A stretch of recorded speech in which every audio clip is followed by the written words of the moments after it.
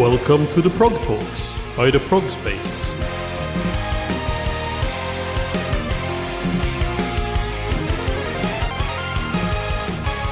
Welcome to the Progtalks, an interview series by the Progspace where we will be talking to musicians in all corners of the progressive music scene.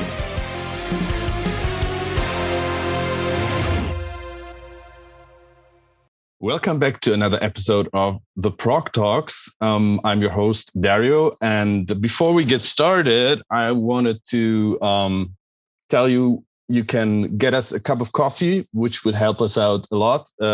See the links in the description.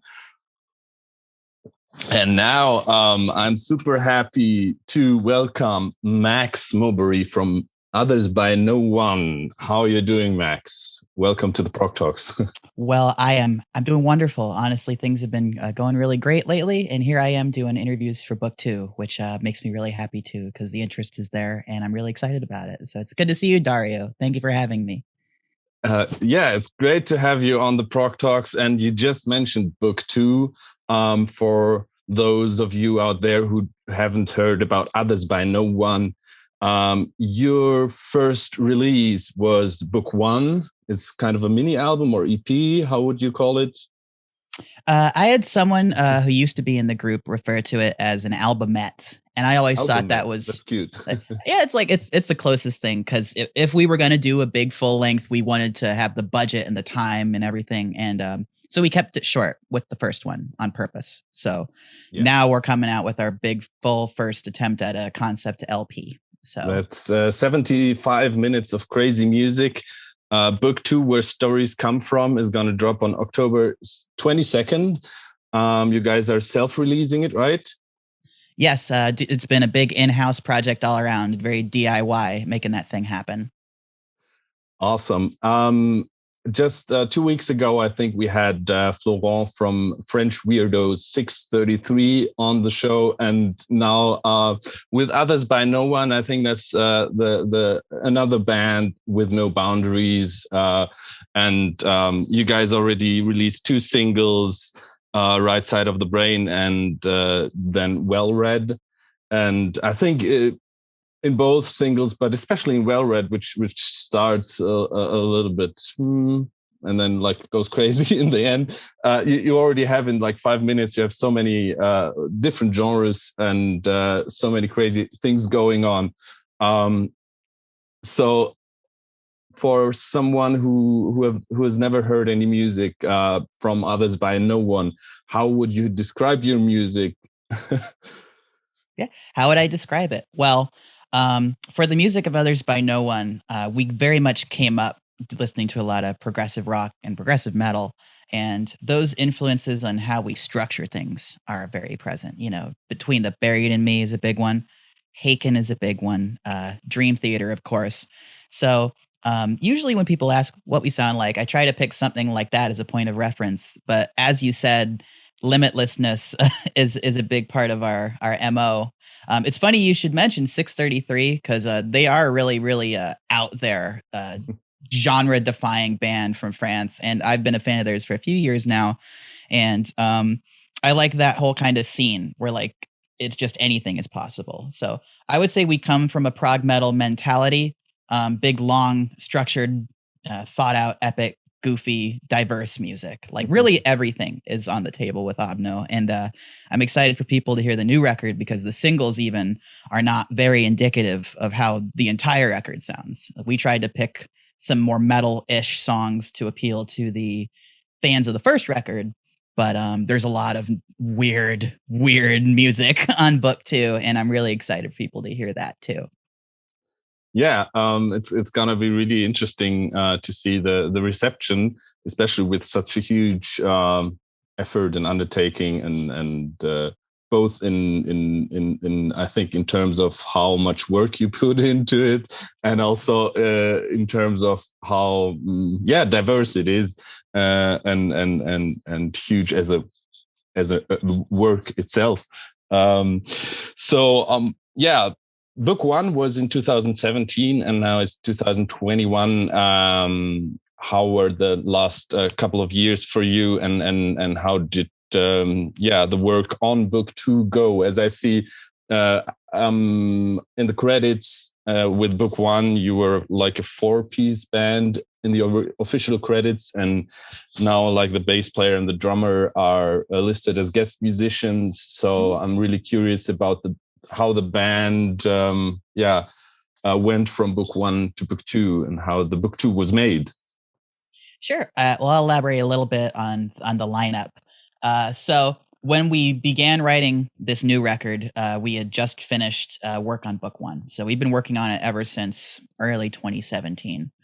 And over the course of the couple of years after that, we had our original drummer, Sam, went to go to college at the Berklee College of Music. So he is no longer an official member, but he still does all our studio stuff. Also during that time, we had a keyboard player come and go. And most recently, our original bassist stepped down to pursue comedy stuff. He wasn't as interested in doing, he wasn't as interested in pursuing music at this time. And after the COVID year, I understood very much that if you don't have the passion to do a crazy project like this, it can be very draining. And it really does usurp a lot of your time and funds and everything. So that being said, the only members who used to be in the group that contributed to this new one were our ex-bass player, Kike, and his writing is all over it as well. It was a very collaborative effort that took the better part of 1.5 to 2 years to write. And things would have been here sooner than 2021 had COVID not happened, because we finished writing it early 2019 and started recording it then. But early 2020 hit, and as we were finally wrapping up the sessions, because we were doing them all at home in Ohio in the US where I live, COVID happened. I had to finish the vocals at my apartment. But being at this point, it's been really rewarding, but it does feel like so much has happened since then. Friends have come and gone. People who are in the credits of the record are people, some of them are old friends, some of them are new friends. But I think the lineup changing was a big thing for sure, because nowadays the only official members are me and Mike, our guitar player, and we have a slew of people in mind for guest musician spots to fill in on tours for the time being, because it's just been it's kind of become my thing to try and take care of it at this point. I'm very much trying to get book 2 out right. And I've been doing a lot of work behind the scenes to make sure that all that work gets seen as it should. But it's been a hectic few years. I wish it could have been out sooner, because I think that when an artist is at this point where their thing isn't out yet and it's just been sitting for so long, I've been in a very different place myself since the place where I wrote book 2. But at the same time, it's a project that will stand as one of the biggest things I've ever done in my entire life, and I'm immensely proud of it, and it represents a big part of I was going to say my 20s, but honestly my whole life. It's a really interesting record that means a lot to me. Wow. As you already mentioned at the very beginning, it is of course a concept record, and with the press text or the text that went along where you told a little bit about the concept behind it. It also reminded me of the new 633 album, which is also a couple of short stories in one particular universe, so to speak. So why don't you take us with you into the concept, what inspired it, and what is happening there? Sure. Conceptually. Conceptually, because book 2 is very much a trip. I mean, something I like to do with the music of others by no one is, well, it's in the name to a degree, where you have others by no one, where it's the others are the people the songs are about, and the authors aren't important. It's really just about the story. So the first record we had done was exploring these 2 people and their relationship. And with book 2, I tried to explore something similar, except from obviously 2 different character perspectives, because on the first album, it was a mad scientist who was a young man who was trying to bring his sister back no matter how he could. And cloning her and all these other things, and learning about this relationship along the way with like this clone and with his sister. And for book 2, we move on to this character who is an author. He's a writer who's become super reclusive and has become so caught up in his work that he's basically a husk of a person. And as this artist is just, meddling about making work, someone begins to pursue him. Some assailant, some mysterious person threatens him, and he goes on the run. And as he is on the run, he's just always got like a notepad with him, and he's writing these stories. So book 2, several of the tracks are the explorations into this man's psyche through these stories that he's writing, where these stories that were subjected to the author and this person who's pursuing him are both inserted into the tales and kind of have to survive the events of the stories in order to move on. So there's a lot of layers to the concept of book 2 for me, where there's the what's happening in the fictional story, that the author is telling, and then there's the actual arc following this character as we find out who this person is who's chasing him and why. And obviously there's the real world inspirations, like things, interpersonal relationships I've been in. Like, my relationship with my identity over the past few years is definitely something I see a lot in the arc of these characters. So it's very much a kind of deep dive into a couple of characters and how they see the world, and to a lesser extent how I see the world, because it's been a long few years since our first record and a lot's happened to me. So it felt like a good opportunity to kind of be a little cathartic, but always I love doing it through stories. I love making characters, and book 2 is like I said, big, lots of stuff happening, but I like to think people will be able to identify with it in the same way that I have. Wow, that's a lot to explore once book 2 is out. Yeah, it's heavy, and it's metal. At points, at other points, not so much. Yeah. Which is the whole fun of it. Yeah, you just mentioned your own journey, discovering your own identity, and if you don't mind, I would like to ask you about that, and how the reception of your friends and in the scene has been. Sure. Well, I mean, because there's a lot that goes into a person, And when COVID was happening and I was finishing up this record, I very much realized that I wasn't going to be able to go into the book 2 cycle as honest of a record as it can be at times. I mean, some of the most personal stuff that's ever happened to me is on there. And I realized that coming out as a non-binary singer, was something that I could no longer just keep to myself. It was very much, I'm putting out this record, and I felt like it would be like lying or disingenuous, to not be honest with people. It meant a lot to me for people to see the real me with this album I'm putting out. And to be honest, after I came out at the beginning of the year, things have been incredibly affirming. I'm happy to say.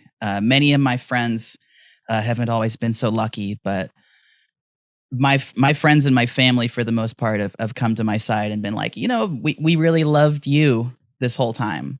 And, because I was scared to come out for sure.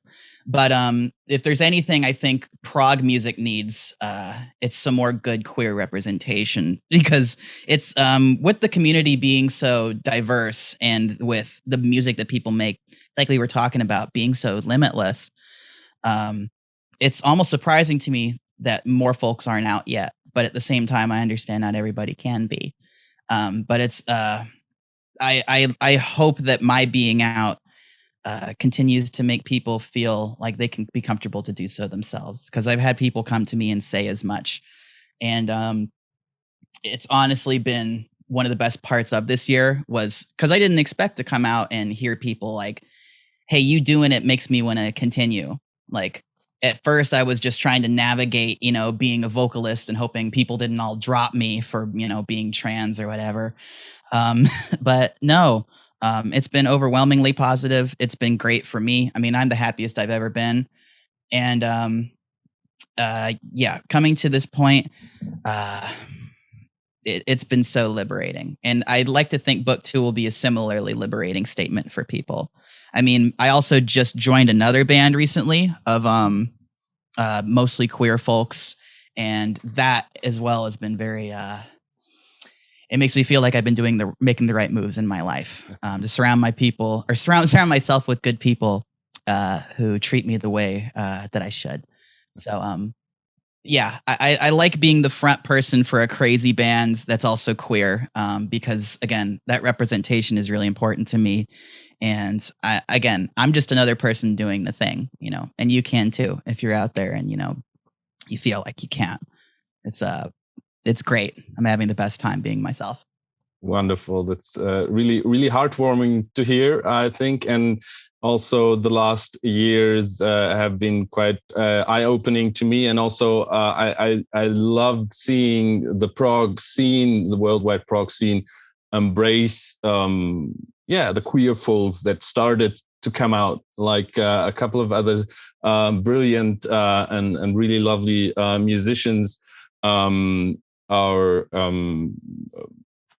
friend Grace Hayhurst also put an article on her website, like proghurst.com. Rune interviewed Grace Hayhurst, who actually put out her debut EP recently, and she has her own website, Proghurst, and she did a whole article about queer and LGBTQ musicians in the prog scene. And and I love that. I love that article. It's a good article. Yeah, and it shows how diverse the scene is, and I love everything about it, because it makes it shows that a scene that often is still attached with close-mindedness and only like music before 75 was good or whatever, that the scene can be open and welcoming for new things that maybe aren't so new in the long run of things, but for a lot of people who have never come into contact with it, it's beautiful, and I hope it's gonna continue like that. Yeah, well, like you said, it's funny you mentioned the close-mindedness, because again, I like to think with the concept of progressive music specifically, it's inherent in the word, progressive, like different, expanding, it can mean anything.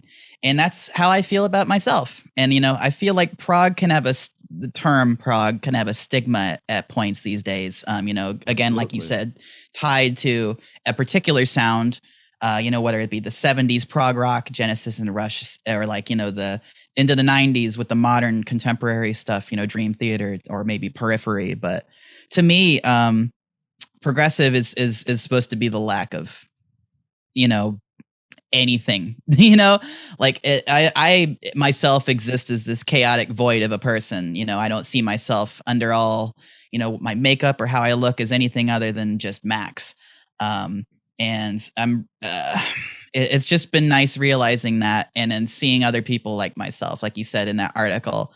I know most of those folks, like, Shelby from Kairos, who I love what she's doing is great. Lucas from France, big fan. I love her too. And, of course, and Flummox is in there as well. Flummox being the band that I just recently joined, and, they have a trans femme vocalist as well. So, just you see it happening more and more, and I feel like as the world will continue to wake up a bit, not just in Prague but all around. But I think the world continues to progress. As the world progresses, because it's getting there. Like a lot of queer issues are at the forefront of things at the moment. It's, at least in the US, it's still a hot button issue, if you will, even though existences shouldn't be. But yes, I'm very fortunate to be able to work with people who make me feel like I can be myself, because, I just put that energy forward I really want people to be able to be themselves and do music, and the most honest stuff is often some of the best art I've been hearing lately. I love my fellow queer artists, and prog people. I really love prog people, Wonderful. I just let's go back to the music. It was wonderful hearing from you this personal story. And I hope people out there can relate and maybe also learn from it. I realized book 2 is gonna be out on October 22nd, so that's almost Halloween time, and I think you also love that time of the year. I would assume somehow, I don't know why.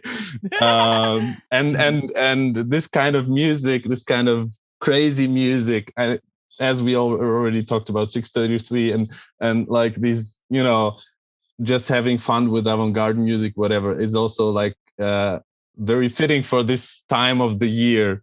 Was that intentional, or was it just like it just happened that this was becoming the definite release date?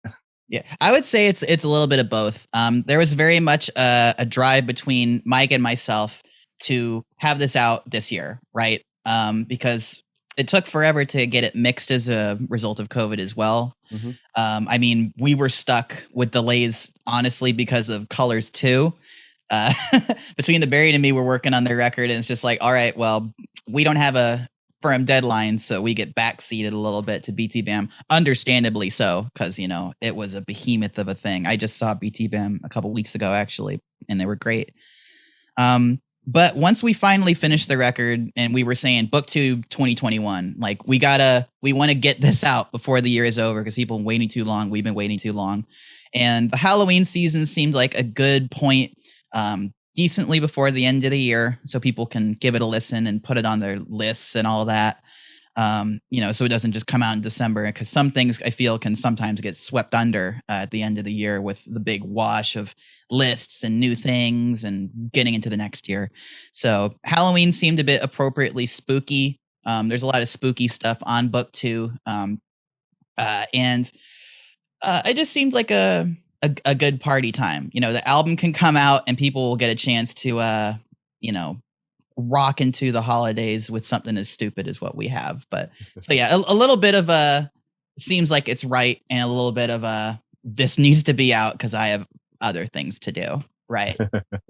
I really do. Yeah, you just mentioned Between the Bird and Me and their new album Colors 2, and how that kind of affected also your the mixing and mastering process, because if I understood right, Jamie King was doing that again, like he did with book 1. Can you tell us a little bit about the collaboration, about working with him? How was it? Sure. Jamie King, industry professional, one of the best people I've honestly ever worked with, or just, I love that man. If it isn't obvious, his ability to hone in on what can make an album its own sound, and also give creative liberties to the people like me, who a lot of producers don't necessarily do that. I mean, I have friends all the time. They're like, they basically hand off their recordings to somebody, and they kind of are just like at their mercy to a degree as far as revisions. And with our music being as crazy as it is, we need someone who will let us be hands-on with it. Let me be hands-on with all the layers and everything, the tons of vocals, like what to emphasize. And Jamie has been nothing but perfect to me, because this isn't our first time working together. The first time we worked together was book 1, and then with our single Oni-chan, and now with this. And every single time he's been an incredible listener. He's been very patient with us. And recording with him in the basement as well, for the first record was a legendary experience. Getting to be in the same room where all my favorite BT Bam albums were made from scratch, and the recording studio where my buddies in Native Construct recorded Quiet World, and all those special spots you see when you watch the documentaries of your favorite bands who've played there or recorded there, like The Contortionist, and Jamie in the basement have become a mainstay in my life. Just very, very easy to work with and always good results. And again, lets me be very involved. I mean, when you listen to these Others by No One projects, for the most part, they're a constant back and forth between me and Jamie, putting our own stank on it, if you will. And what a stank that King has, because I love him, and I'll sing his praises all day long. Anyone who has any inkling of working with Jamie King, you should do it. I think anyone should give it a shot, because the man deserves the work, and he knows what he's doing. I can say that much. If you are enjoying this interview, please head over to theprogspace.com for more reviews, articles, pictures and interviews, all about progressive music. You can also find us on Facebook, Twitter and Instagram. theprogspace.com.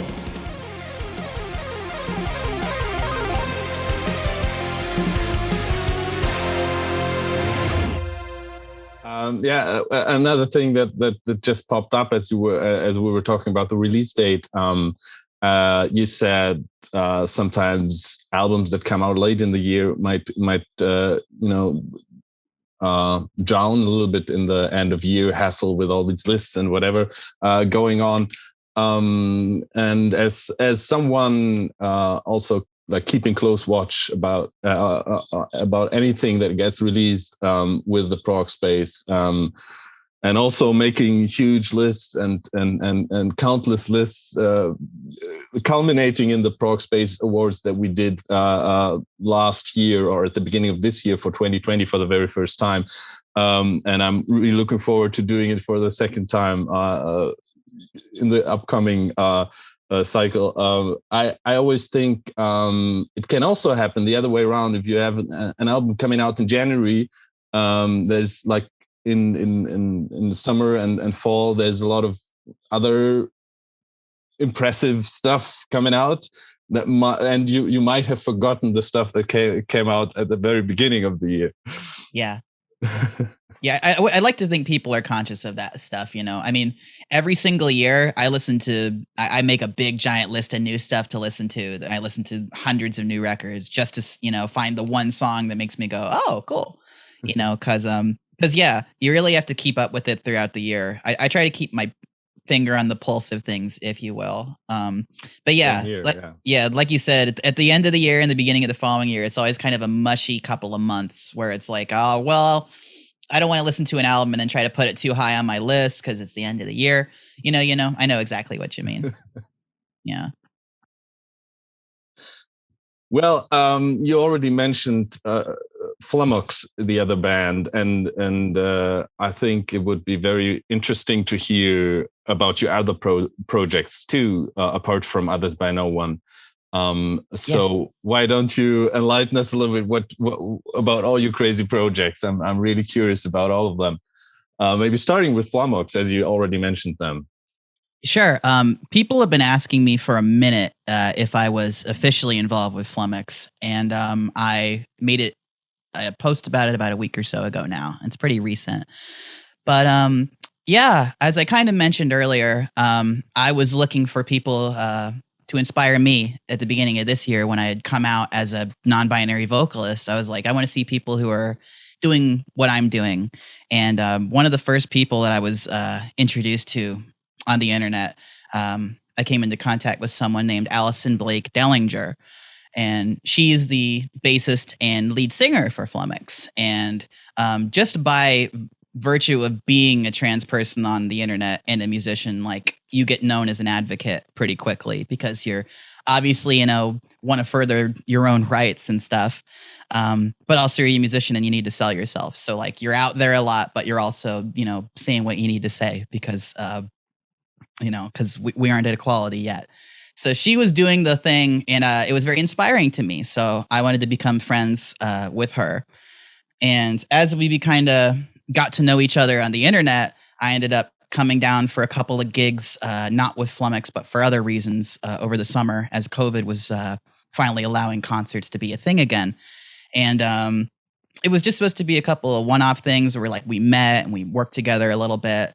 But got along super well. I met the rest of Flummox when I was down for these things, and we just hit it off because, as I kind of mentioned earlier, Others by No One at the moment doesn't have a fully fledged, dedicated official lineup. It's basically just me, and then there's Mike, and then there's the people that we've been hiring for live stuff that we're getting ready for touring, hopefully the end of this year or early next year. But Flummox is a band. And walking into a band scenario again was very rewarding for me because I have so many things in my head, so many musical ideas and theatrical ideas. And Flummox is very much it's a Zappa-esque smorgasbord. I've heard somebody use the word genrefluid.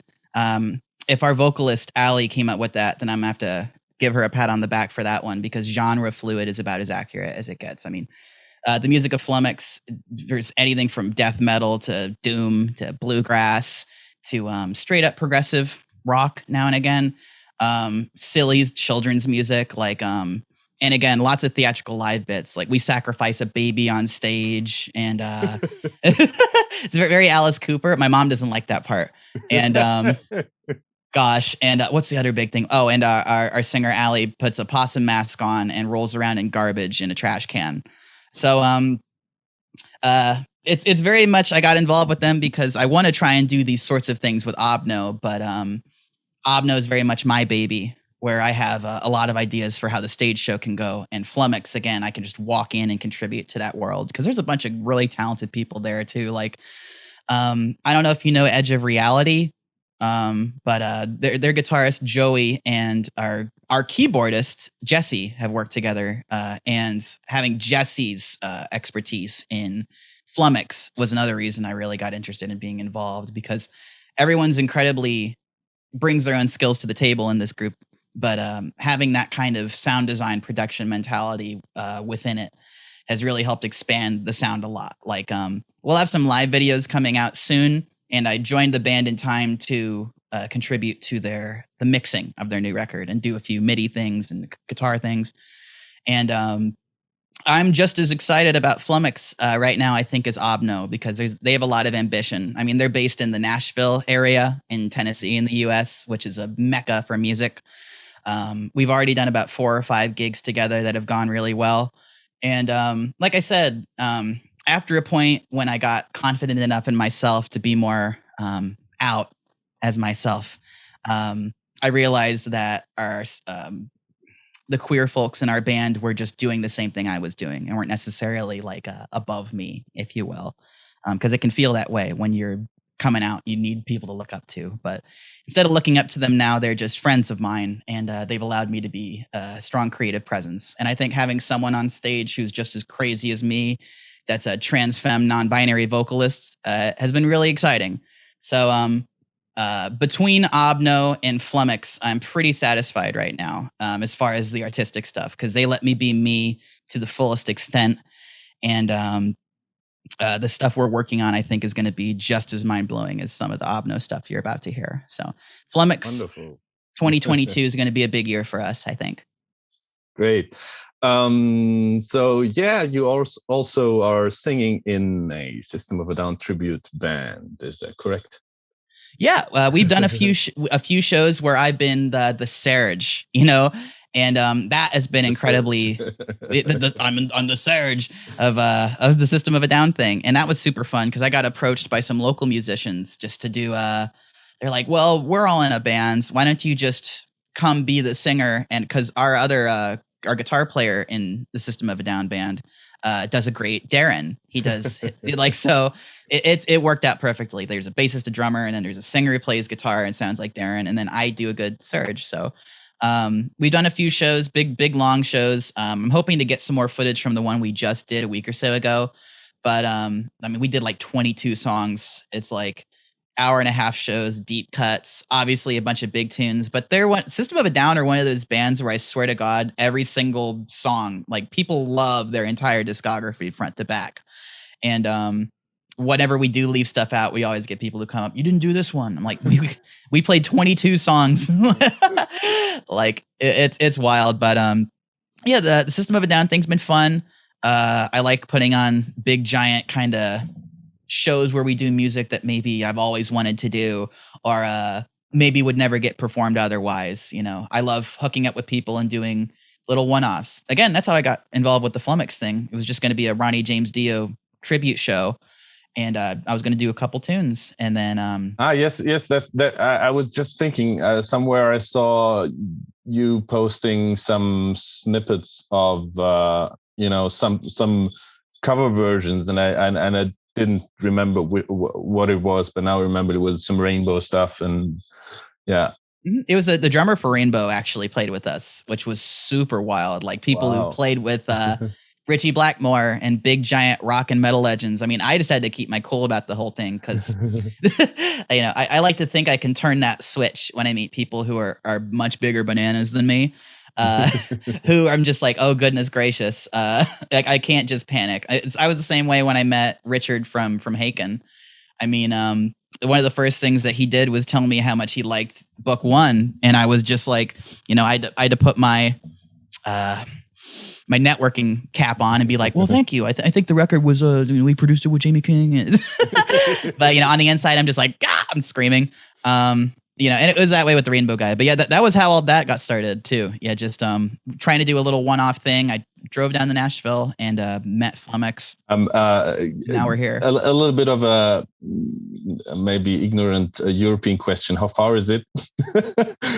Sure. No, absolutely. So I live in Ohio, which is in the middle of nowhere mostly. There's some good art scenes, but Nashville and where they live is about 5 or 6 hours south. Which isn't super bad for me because I have a place to stay when I'm down there, and I usually hang out there for a couple of weeks and we get some work done. At least that's what we've been doing. So, awesome. It's not the end of the world. Like if they were out in California or something, West Coast United States. But yeah, no, Nashville isn't too hateful. Yeah, cool. A little question on the side: would you consider System of a Down to be prog? That's a great question. You don't have to categorize everything, but I always thought they were at least, I don't know what you want to call it, prog adjacent or like prog related or anything. Like they did something different, and they were not afraid to experiment. Right? Yeah. As I understand the concept of prog, as I was kind of saying at the top, like prog, limitlessness, newness, something you haven't heard before. And if there's one thing I would describe System of a Down as, it's still a band that has yet to be matched in some way. Like even people who kind of emulate that sound, I don't think can necessarily say it's a ripoff or anything close to what they were pulling off. I would say that System of a Down are progressive, but also at the same time, I wouldn't say they're a prog band because again, prog has almost a stigma to it. So it's like I don't know if you would say System fit within the prog community, but as far as the stuff they've done, I mean, the lyrics and the diversity and the silliness and the I don't know, they're a group that are fearless. Every one of those guys. So yeah, I think they stick closer to the concept of prog than many progressive artists themselves could honestly deserve. But yeah, they're one of my favorite bands. It was a match made in heaven for me to have the opportunity to sing some of those songs on a stage because dear God, I love it. It's a big influence on me. Great. Speaking of influences, I think you can also get a really good glimpse of some of your favorite artists checking out your YouTube channel, where you also put out a lot of crazy covers from Cardiacs or Mr. Bungle, or also did the whole Native Construct album, which was a huge undertaking, of course. So I would also think that this would be like a standalone artistic outlet for you that's worth a mention, and to look into how you produce these things and how you approach feeding your YouTube channel.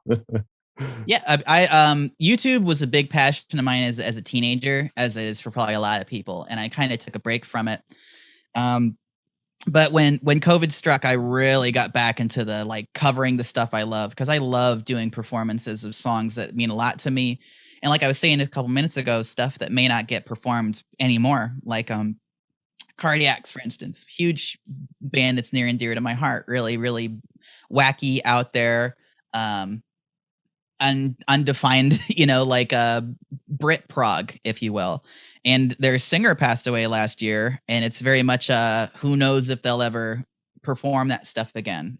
So I try to keep stuff like that alive on my YouTube. And when COVID happened, it was a good opportunity to get back to editing things and doing everything myself, because I was relying heavily on other people to make my videos, like for Obno. And I was like, no, I've got too many ideas to be forced to turn to people whenever I need to make a project. So my YouTube is a home for a lot of my projects that aren't my studio releases. Most of my solo stuff is on my YouTube or my Bandcamp, and that's it. It's not streaming or anything. And like you said, the Native Construct thing was a big undertaking. I'd like to do more streams like that soon, where I perform like whole records. I've got a couple of Devin Townsend records in mind. But yeah, it's a big home for the things that I love to do, because I love making videos almost as much as making music these days, because it's a very different and sometimes less draining thing to just sit there and edit, pull things together. I'm very happy with my YouTube channel, because I'd like to become more known as just a person who does a lot of things, and not just for the Obno stuff, with Flummox and with doing my own. You just mentioned Devin, and I remember this reaction video Devin did where he watched a video of you performing one of his songs. That was really fun. Yeah, that was one of the coolest things ever, though. Yeah, my buddies at Gear Gods set up that whole thing where he was going to watch his own stuff, and they slipped me in there. And you got Devin Townsend, I like your balls, Max. And I'm like, that man means a lot to me. He's a big influence. Like, I would say Serge for me as a young person, but Devin for me is from my teen years onward, huge, like, again, very affirming person. So to hear him say such nice stuff, like, you almost lost your glasses, Max. And I'm just like, absolutely a riot. That made me happy to see. I hope maybe we'll do something together in the future, even though I bet Devin would probably hate what I do. Well, maybe not hate, but I know that he's the type of guy who, when he has 5 minutes to himself, he's probably listening to something that, either is super chill or he's listening to silence. So Obno in particular might be a bit much for him. But I would love if he heard it. I would be very happy to work with him, because he's a hero of mine. Absolutely. Wonderful. Yeah. You mentioned more chill stuff. I mean, your solo EP Daysor is described as noise ambient, but I don't think it's chill out music, right? Some of it. Some of it's not very chill. But no, I love the day source stuff. That was another like COVID thing where I just wanted to get my solo work out there more. I have tons of ideas that I feel like could go through my main band first, and especially with me being the primary creative force behind Obno, it's possible my solo stuff will end up getting released through that channel as well. Just seeing what works for the Obno name and what doesn't, because I don't mind releasing stuff as myself. But yeah, I took on. I love noise music. I just want to put that out there. Like, I mean, I love really, really chill, like ambient, like Enya music, and I'm a big fan of those. Devin loves that too, right? Yeah, that was a big avenue for me to get into that type of music to begin with. Was Devin had records that were essentially easy listening or super calm, or the Hummer, which is basically just you sit there and you kind of have a moment and it's really chill. But I also love destructive apocalyptic noise, like the loudest stuff I've ever mixed in my life. Like I actually almost decided to master my noise stuff with Lucas from France. Oh, look, Ghost. I was hoping that's what you were pulling out. I was just listening to that this morning to fall asleep. But oh, nice. But yeah, no, not to elaborate too much on Daysor, because I had my noise period with that, where it was a lot of improvised ambient noise sessions. But yeah, I was almost considering mastering it with Lucas De La Rosa, and we traded it back and forth for a little bit, and she was like, I don't know if it needs it. I think that this solo EP you made is so intentional in how intense it gets that trying to round it out would ultimately, like, we mutually agreed that it didn't really need it. I just I'm very proud of that record. It's something that came together pretty quickly. You just wanted to work with her, right? That's a big, well, yeah. I mean, you can go back to that Proghurst article. Like, any one of those queer folks in there are people I love and just want to work with. I mean, like, I joined Flummox. I talked to Lucas. I talked to Shelby. I would love to. And Azure do you know Azure? They're absolutely. Oh my God, they're another one that's in there. Like, Christopher. I'm a huge fan of them, and that record was another big one for me. Like, I would love to work with them too, but yeah, I really just wanted to collab with some people. So I was like, Lucas, you want to do some stuff? She's like, nah, and I'm like, nah, you're right.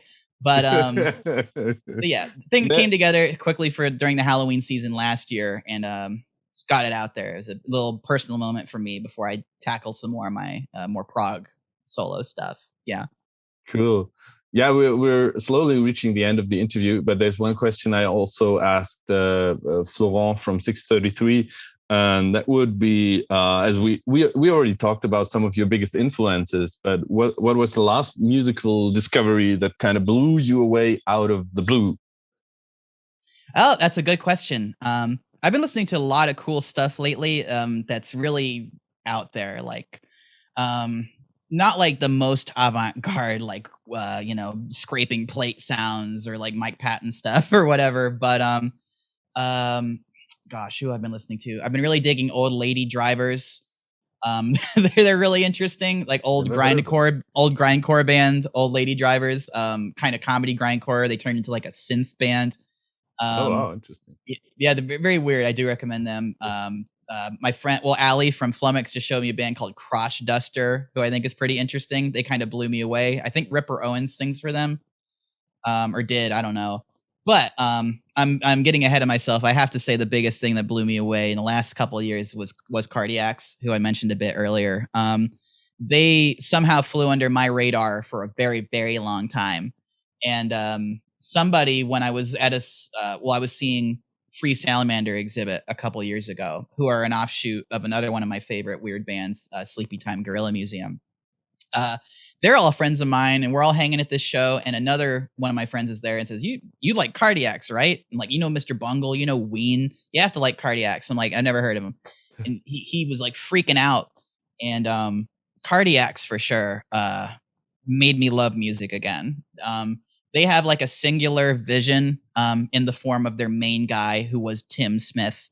And his sound is something I have never encountered. Like, his ability to layer things and make and structure music appeals to my brain. Like, it clicks. I feel like a lot of Cardiacs fans are that way because I'm pretty involved in their online community. And I actually got some really good responses from a couple people in the band, including Tim's brother, on some of the Cardiac stuff I've done. And yeah, it's really important to me to keep that music alive because it changed my perspective. I didn't think I would fall in love with the band so hard again. Like, as you get older, you kind of go, well, this band brings something to the table that I like, so I'll listen to them, but I don't know if I love them.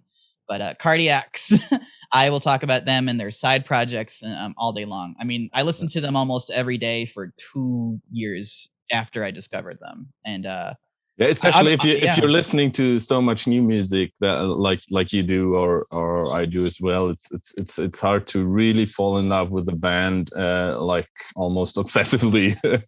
Yeah, especially a band that's done making music, like going back through a band's discography that you've never tackled before. It's not impossible, but it very much is like they came along and I expected to just be like, oh, this is cool. And it became a consuming thing. They are, which is strangely enough is they haven't super impacted my writing, but maybe in the future you'll hear more of it, or it'll be there in subtle ways, because they have such a specific sound that I feel a lot of their people who are openly fans of them almost try to do that sound. And it takes away from both things, I think, to try and copy Cardiac's. So the way he puts things together makes sense to me. And I think that clicking so much, I don't know. I love coming across people that make me feel it's affirming. Again, Cardiac's was a big one. Native Construct was a huge one, because they were coming along doing the same thing just as we were. And it was like, wow, there's a market for this. And Flummox too, again, on the experimental, open-minded, and free to be yourself and limitless side. So Cardiac's is a band I'll probably never stop loving. I'll probably listen to them every week until the day I die. I recommend anyone who likes them, anyone who's into just listen to Cardiac's. Okay. Yeah, that's all. It's good to the end of the interview. I'm sitting here belaboring the point. It's like, no, Cardiac's are wonderful, and you should listen to them. Give them a shot. To be honest, I have to admit that this is a journey I still have to take. Sure. But it's a lot. Yeah, okay, yeah. I'll see if I can fit them into my holidays or something. I do recommend. They're a lot of fun. I do hope it's not their discography is not as extensive as the, let's say, King Crimson Live archives on DGM. They got a good amount, but it's easy to sort through and kind of pick a spot. I mean, I didn't, even the first time I checked out Cardiac's, didn't love it. It was very there's so much going on, and that's why it reminds me of like, it makes sense to me because I try to do the same thing in Obno, where there's a million things happening, and once you sit there and you parse it, and you just have to sit back and enjoy the beauty of how it all comes together. Cardiac's definitely figured out a beauty to the way they structure songs, and that's what I'm always looking for is in my stuff that isn't chaotic, hectic noise, ambient stuff. I like my rock and my metal to be well put together, and they certainly bring that. Wonderful. Last question is the eternal airport question. Artist, musician, which would you prefer? Artist or musician? I was asked that at an airport in London. I was there, actually, funny enough, I was there doing interviews for Obno and a couple other things. And the man at the desk was like, artist, musician? I wrote that as my profession. And they were like, which do you prefer? And I was like, I think artist, if I'm being honest, because yeah, I do music, but I do so much else. I love art. I love entertaining. I love amusement, whether it's for myself or for others. And I think I'm always going to be making stuff as long as I live. So musician is very much a part of that, and it's integral to who I am and how I interact with people and how I create. But again, it's just a part. I just like art. I like artists, and I'm looking forward. A big part of what I do is just so I can continue to work with other artists. And, as long as I'm able to keep making things and surviving making things, I'll be as happy as I can possibly be. So. Wonderful. Thank you so much, Max, for being on the Progtalks. It was a great talk. Good Progtalks. We're closer now than we've ever felt, right? Yes. Book 2 comes out October 22nd. This episode is going to drop a week earlier. Yeah. Thank you guys out there for listening. Check out Max's YouTube and Obno's and Flummox socials. We're going to link everything right here, everywhere in the description, of course. Check them out. They're amazing artists. Lots coming up for sure. And lots of stuff coming up from the various projects. Again, thank you so much for listening. And if you like what we're doing, please give us a like and subscribe to our channels. You know the drill. And as I mentioned earlier, you can also buy us a cup of coffee now. Also find the link and everything in the description. For now, that's it. Thank you again, Max. It's been wonderful. Until next time. Until next Stay time. safe and keep spreading that prog love.